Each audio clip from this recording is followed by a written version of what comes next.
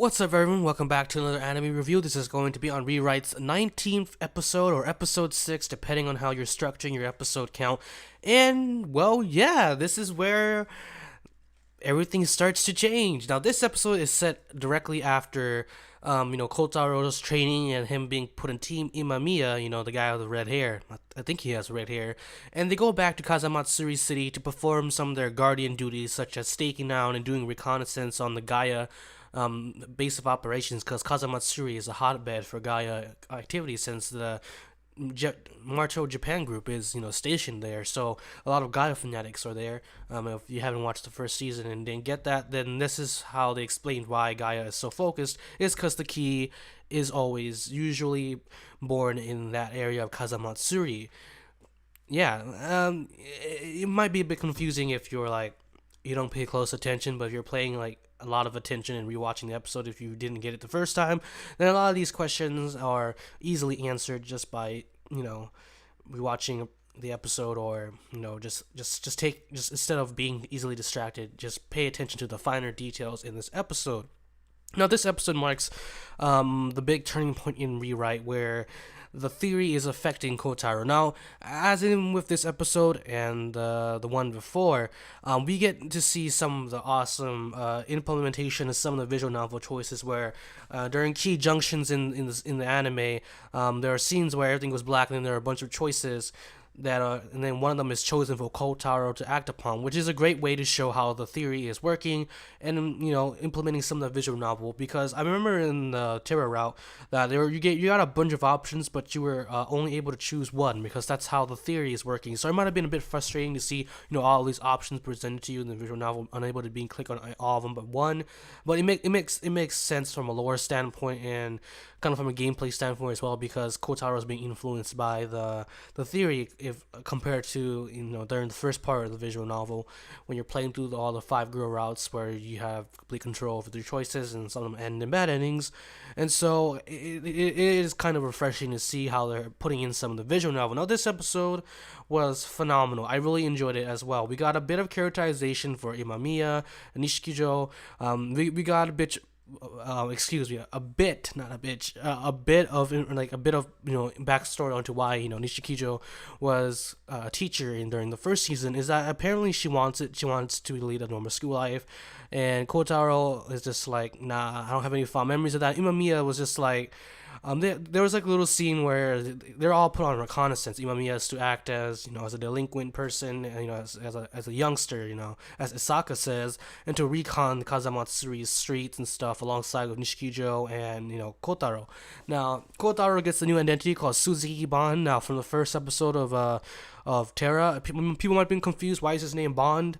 Well, now this episode explains. Like, literally, not everything has to be explained up front. That's stupid. That's like saying you're reading a Sherlock Holmes novel and they explain to you who killed the murderer, and you're just like, who killed the murderer? Who killed the victim? And you're just playing along with Sherlock Holmes investigating. It just kind of kills the mystery, right? And so it doesn't make it interesting when the reviews happen. So whenever I see someone complain about the stupid stuff like oh, I don't know what this is, like, just calm down. Everything will be explained in due process.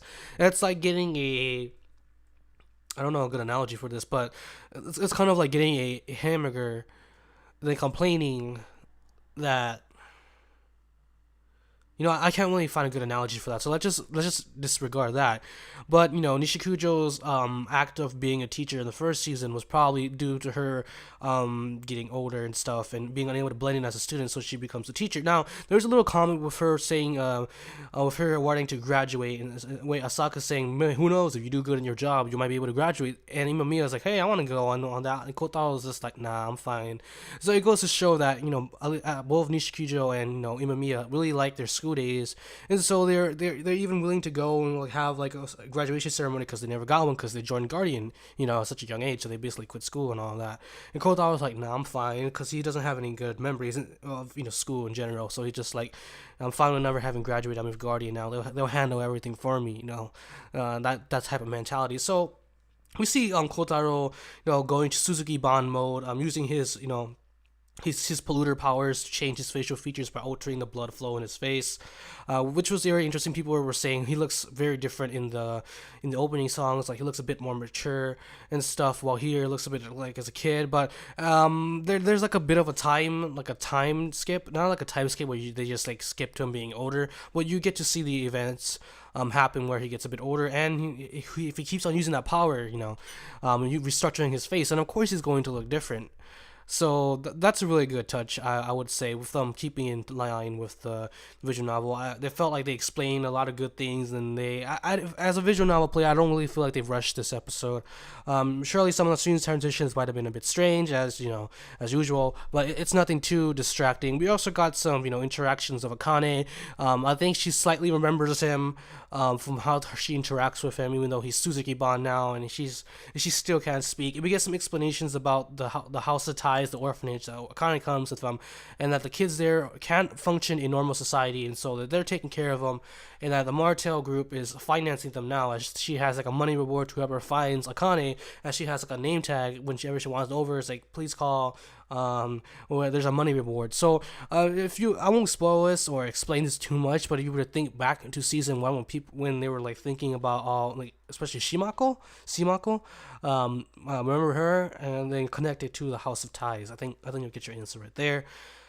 But overall, this episode was really good. We got the diverging point with the key. Kotaro goes into the forest after Imamiya and like everyone, like, everyone in the team finds the emergency signal. Mikuni shows up and his team gets completely wrecked. Now, if you have clean eyes like me, you would notice that the only female member got completely wrecked and is killed with like a large slash to her stomach, and her front shirt is unbuttoned, and she's wearing black. Now, bro, it's fan disservice at its finest. I was just like, wow, okay, trying to give us a boner and trying to not give us a boner at the same time. And we see Mikuni facing off against the giant dinosaur, which everyone calls the Earth Dragon, and which completely proceeds to wreck Mikuni after it destroys his giant freaking boomerang, after it jumps and just smacks him with his tail, and he smashes into a tree. And if you were to pause that moment, it's just great. We see Kotaro's reaction. He vomits. Like, I would vomit too if I saw a person get splattered into a bajillion pieces in front of me, into a bloody mess. Oh my god, that's terrifying. We see Kotaro also in a scene afterwards, going pretty cool, rescuing Akane after he gets attacked by a scout dog, and uses his blood after he gets hit to crystallize his blood, and that's how he used the Aurora in the previous season, and in the Moon Route as well. He crystallizes either his blood or the Aurora to make them into to makeshift weapons, which are pretty cool. Like, I wish I could do that. It's like, hey, I'm a mug you. Nah, I got crystallized my own life. Now, this episode, as I said before, is a big diverging point. As we see in the scene where he finds the key after rescuing Akane, is that he's given 3 choices: let the key go, kill the key, eliminate the key, and capture the key. Now, we don't really know what he chooses, but we do know that he's all fine and dandy, and that the entire Imamiya team got punished for leaving their posts. Now, Kotaro lies about not capturing or not seeing the key and Akane, and basically is feeling so guilty about it that he decides to go and work for another front of Guardian, which is a private military firm, which we see him participate in the beginning of the first episode of not the first episode, but the beginning of the Terror Route, and I think episode 4. Now, this is also the big turning point rewrite, where he doesn't get completely owned by the key and doesn't go into the 10-year coma. So when we go back into the theory, where when he makes a little comment saying beforehand, saying that we didn't have enough time, was the time needed within the 10-year coma, what we needed to save the Earth, to prevent Earth from being completely destroyed, and that is where the theory starts to branch off and makes the future a lot more certain. You know what I'm saying. But the thing is that if you do in the visual novel, you weren't locked into a single choice. You could still make the bad choice where he attacks the key and ends up in that coma, and everything proceeds the same, and that's the bad ending. But apparently, with the theory, I always had this question ever since I read the visual novel, and it's present to me now.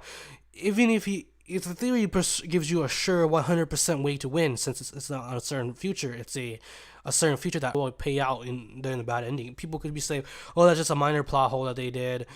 with that bad ending and stuff. But I think it's just too much to draw on a bad ending and just to go on to the future, and that this is basically where Rewrite is going now. He won't enter that 10-year coma. He won't meet with any of the girls, and this is where Rewrite starts to become extremely dark with Kotaro, going into the military, and of course Isaka says, "Go into some tragedies, will you?" When he approves Kotaro's request to basically go and learn how to use a gun, and he goes off to the private military firm to engage in a foreign war. Now, which is obviously looks like to be the Middle East. Now, that's about it for my review of Rewrite's 19th episode, or episode 6, depending on how you want to structure it. I really did enjoy this episode. It was a great joy to watch. The animation was pretty fluid, especially with the fight scene with Kotaro and the scout dog.